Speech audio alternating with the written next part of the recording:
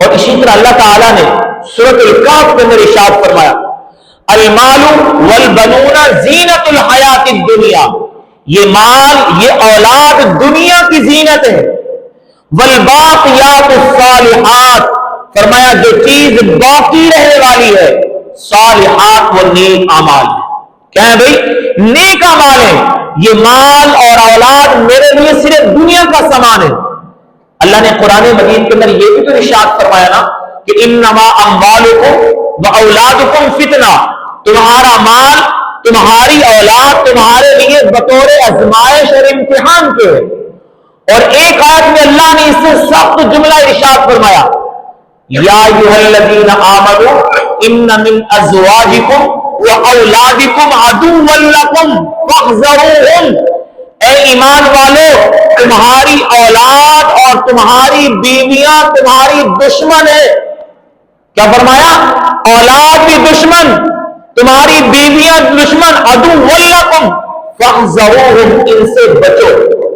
اب ذرا غور کرنے کی بات ہے، قرآن مجید میں کہیں اللہ ہمیں بتا رہے ہیں کہ میں نے اولاد کی محبت تمہارے دل میں ڈالی، اللہ فرما رہے ہیں بیوی کی محبت تمہارے دل میں میں نے ڈالی، یہ چیز تمہاری فطرت میں رکھ دی.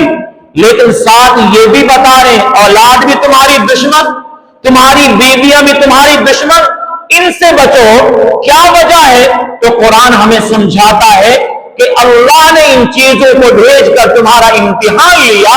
یہ ساری چیزیں تمہارے لیے دنیا کی زندگی کا سامان ہے، ان سے محبت کرو، لیکن ان کی محبت میں اتنا غلو اختیار نہ کرو، اتنا آگے نہ بڑھو کہ تم اپنے رب کو بھی بھول جاؤ، تم دنیا کی زندگی کا مقصد بھی بھول جاؤ.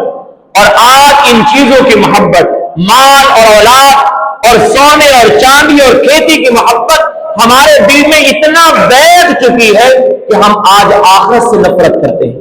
آخرت سے ہماری محبت نہیں ہے. انسان کو جس چیز سے محبت ہوتی ہے انسان اس کی طرف جاتا ہے، جس سے نفرت ہوتی ہے نا انسان اس کی طرف نہیں جاتا. آج میں اور آپ دنیا میں رہنے کو پسند کرتے ہیں، مرنے سے ڈر لگتا ہے. تو سوچنے کی بات ہے کہ ہمیں مرنے سے کیوں ڈر لگتا ہے؟ ہم دنیا میں رہنے کو پسند کیوں کر رہے ہیں؟ زیادہ جینے کو پسند کیوں کر رہے ہیں؟ اس لیے کہ ہم دنیا سے جی لگا بیٹھے ہیں، ہم دنیا سے دل لگا بیٹھے ہیں. اگر ہمارے دل میں آخرت کی محبت ہوتی، ہمارا دل آخرت کے ساتھ جڑا ہوتا تو کبھی بھی ہم دنیا کے طالب نہ بنتے، دنیا کے طالب نہ بنتے.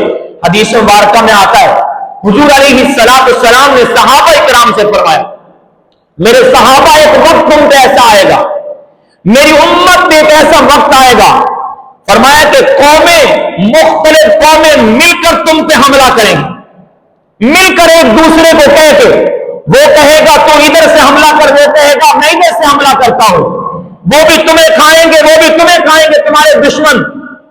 فرمایا اس وقت تمہاری حیثیت ایسے ہوگی جیسے پانی کے اوپر جھاگ ہوتا ہے.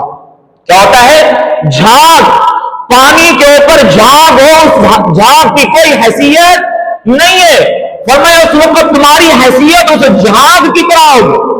صحابہ کرام نے عرض کی یا رسول اللہ صلی اللہ علیہ وسلم کیا ہم اس وقت بہت تھوڑی تعداد میں ہوں گے؟ کیا ہم قلیل ہوں گے کہ ہماری کوئی حیثیت نہیں؟ ہم جھاگ کی مثل ہیں، دشمن ہم پہ حملہ ہر طرف کریں گے. محبوب علیہ السلام نے فرمایا نہیں، تم بڑی تعداد کے اندر ہوو گے، تم کثیر تعداد کے اندر ہوو گے، لیکن تمہارے اندر ایک بیماری پیدا ہو جائے گی. کیا پیدا ہو جائے گی؟ بیماری پیدا ہو جائے گی. صحابہ نے عرض کیا یا رسول اللہ صلی اللہ علیہ وسلم وہ کون سی بیماری ہے؟ حضور علیہ السلام نے فرمایا تمہارے اندر وہن پیدا ہو جائے گا. وہن، نون کے ساتھ، تمہارے اندر وہن پیدا ہو جائے گا. صحابہ نے عرض کیا یا رسول اللہ وہن سے کیا مراد ہے؟ وہن کس کو کہتے ہیں؟